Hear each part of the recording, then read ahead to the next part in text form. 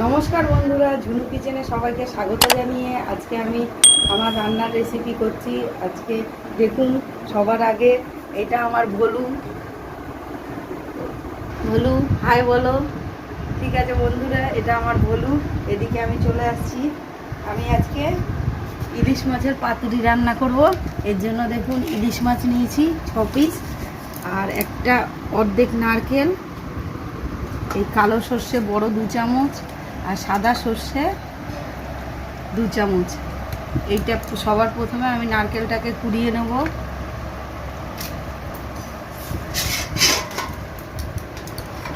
তো বন্ধুরা, নারকেলটা আমি সুন্দর মতো কুড়িয়ে তারপরে আপনাদের কাছে ফিরে আসছি। নারকেল কোড়ানোটা আমার হয়ে গেছে দেখুন। আর এদিকে আমি দুটো কালো সর্ষে সাদা সর্ষে বেটেছি। এর মধ্যে কাঁচা লঙ্কা আর একটু হলুদ দিয়ে, যাতে সর্ষেটা তিতো না হয়ে যায়। আর এদিকে দেখুন, কাঁচা লঙ্কাটা আমি বেটে রেখেছি। এদিকে এই কলা পাতাটা আমি পরিষ্কার করে কলা পাতাটাকে আমি একটু ছেঁকে নেব, যাতে কলা পাতাটা ঠিকমতো ব্যান্ড হয়। বন্ধুরা দেখুন, আমি একটা বোল নিয়েছি, এর মধ্যে বাটাগুলোকে আমি দিয়ে দেবো।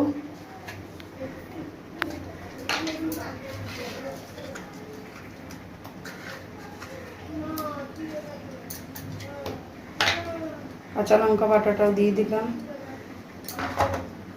এর মধ্যে আমি নারকেল কোড়াটাকেও দিয়ে দিলাম। এতটা লাগবে না, একটা ছোটো মালাই বাটি কোড়ালেই হবে আমার, যেহেতু অল্প মাছ। এর মধ্যে আমি হলুদ গুঁড়ো দেবো অল্প, 1/2 চামচেরও মতো দিলাম, 1/2 চামচ। নুন স্বাদ অনুপাতে আপনারা দেবেন। আমি ছোট চামচের 2 চামচ দিলাম। আর সর্ষের তেল আমি দেব 2, 3, 4 চামচ মতো আমি সর্ষের তেল দিলাম। দিয়ে এটাকে আমি ভালো করে মাখবো।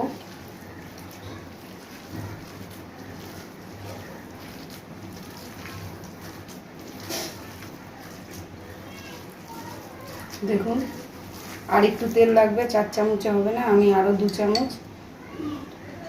চামচ আমি টেবিল দিয়ে দিলাম। এবার এর মধ্যে এই মাছগুলোকে আমি ভালো করে মেখে ম্যারিনেট করে রাখবো। আমি এরমভাবে মেখে আধ ঘন্টা আমি এটাকে ম্যারিনেট করে ঢেকে রাখবো। তারপরে আপনাদের সাথে কাছে ফিরে আসছি। বন্ধুরা, আধ ঘন্টা এখন হয়ে গেছে। দেখুন, আমি মাছটাকে ম্যারিনেট করে রেখেছিলাম। এখন আমি একটা কলা পাতা নিলাম, নিয়ে এই কলা পাতার পেছন দিকটা আমি অল্প সর্ষের তেল মাখিয়ে নেব। নিয়ে আমি এক পিস মাছ আমি এরমভাবে নিলাম। নিয়ে এই মাছটাকে মশলাগুলোকে দিয়ে আমি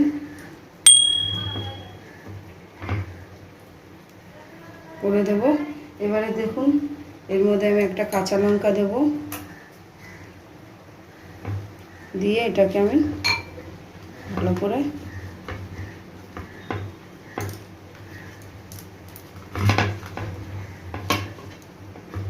এটাকে আমি বাঁধবো।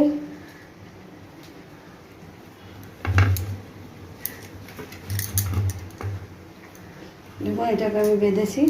এবার এটাকে ভালো করে আমি, যাতে খুলে না যায়, তার জন্য সুতোর সাহায্যেও আমি এটাকে ভালো করে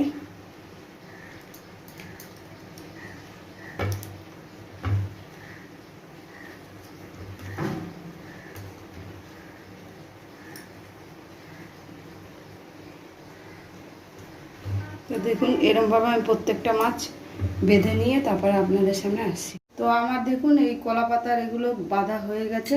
এবার আমি একটা তাওয়া বসিয়েছি, তাওয়াটা গরম হয়ে গেছে। আমি এর মধ্যে অল্প সর্ষের তেল দিয়ে দেবো, 2 চামচ মতো আমি সর্ষের তেল দিলাম। এই রান্নাটা সর্ষের তেলেই হবে, কেন ইলিশ মাছের সর্ষের তেল পড়লে গন্ধই আলাদা হয়, খেতেও খুব ভালো লাগে। তো এর মধ্যে আমার এটাকে গরম হয়ে গেছে তেলটা। এখন আমি গ্যাসটাকে কমিয়ে এগুলোকে আমি দিয়ে দেবো।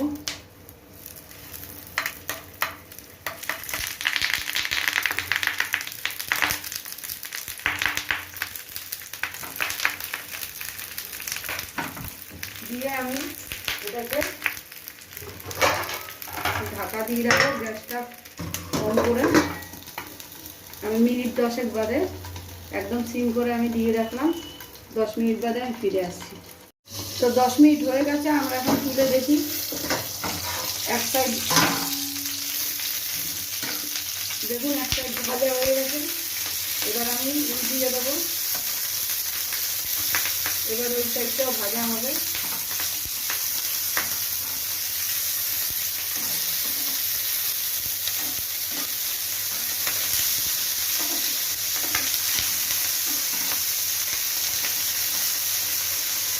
আবার ঢেকে দিলাম, আবার সিম করে। এখন আমি 5 মিনিট বাদে ফিরে আসবো, কেন মাছটা আগের থেকে অনেকটা ভাপা হয়ে গেছে। তো 5 মিনিট হয়ে গেছে, এবার আমরা ঢাকনাটাকে খুলে দেখব। দেখুন, এটা আমাদের এখন হয়ে গেছে।